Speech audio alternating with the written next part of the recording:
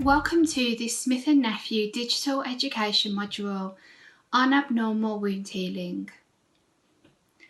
This forms part of a series of modules you can access to develop your knowledge and understanding around wound care.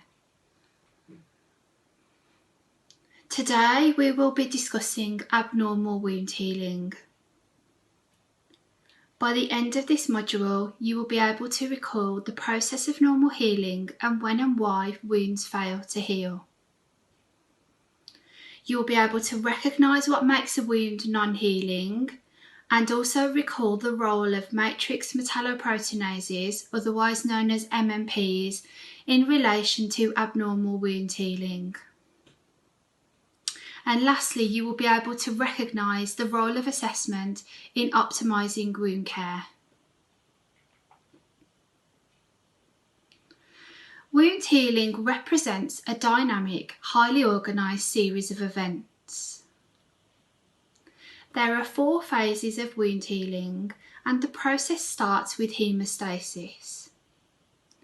It then progresses through a destructive inflammatory phase, which then leads on to cell proliferation and repair. It finishes off with epithelialisation and remodelling of scar tissue.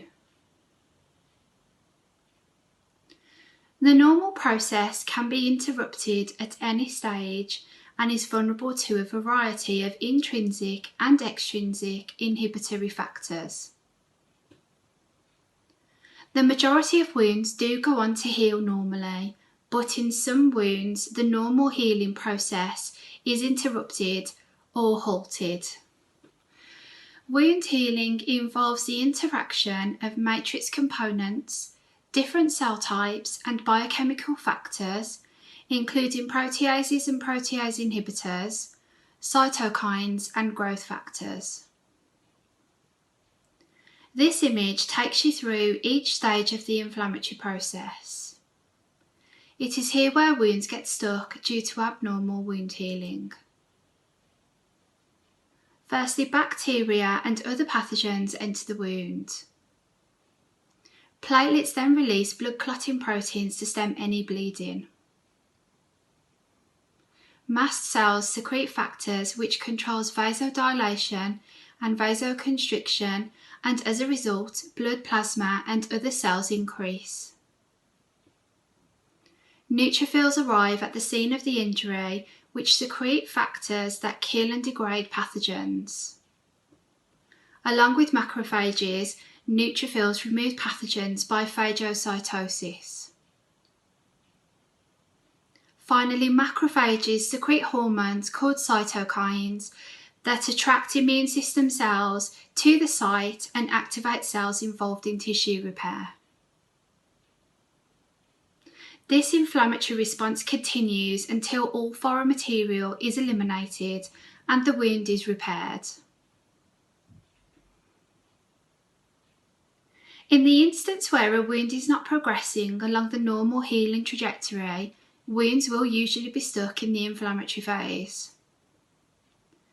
This creates an increase in inflammatory cells and proteases, in addition to reduced growth factors and receptors that are vital for tissue repair and regeneration. In the instance where underlying disease and pre-existing conditions are apparent, wounds can be more susceptible to delayed healing.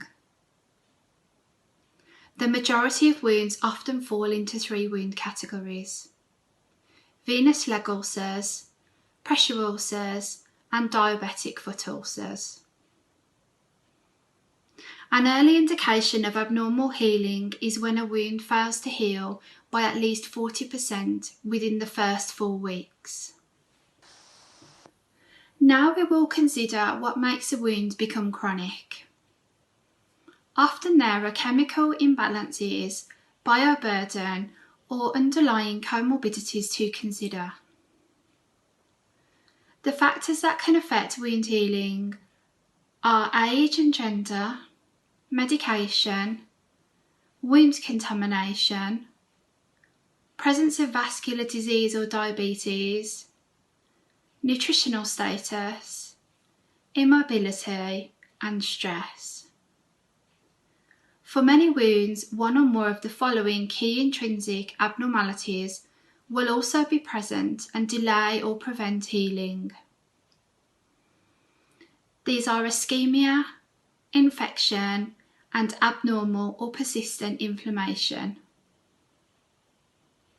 An holistic assessment will ensure that these factors are minimised to ensure good clinical outcomes. So how do MMPs affect healing in chronic wounds? Stalled wounds share common features including excessive levels of pro-inflammatory cytokines and proteases. These wounds are also susceptible to persistent wound infection, which can also impact on wound healing. An early indication of abnormal healing is when a wound does not see progress within the first 4 weeks. The most important element of the initial wound assessment is mapping and measuring the wound. Changes in wound size during the initial phase of healing have been shown to be a potential indicator of the wound's response not only to the current treatment but also how it will go on to heal. In terms of managing the chronic wound, there are 3 key elements that need to be considered in order to optimise wound healing. These are to maintain a moist wound healing environment, reduce microbial bioburden, and lower protease and free radical activity.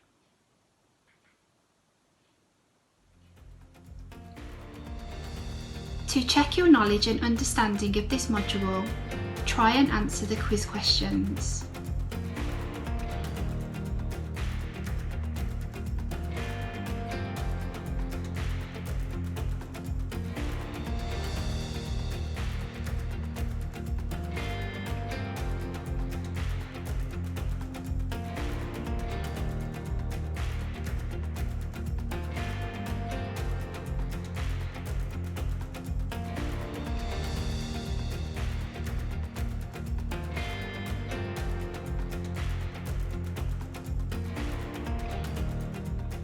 Du har nå fullført denne Wound Club Online-modulen fra Smith & Nephew.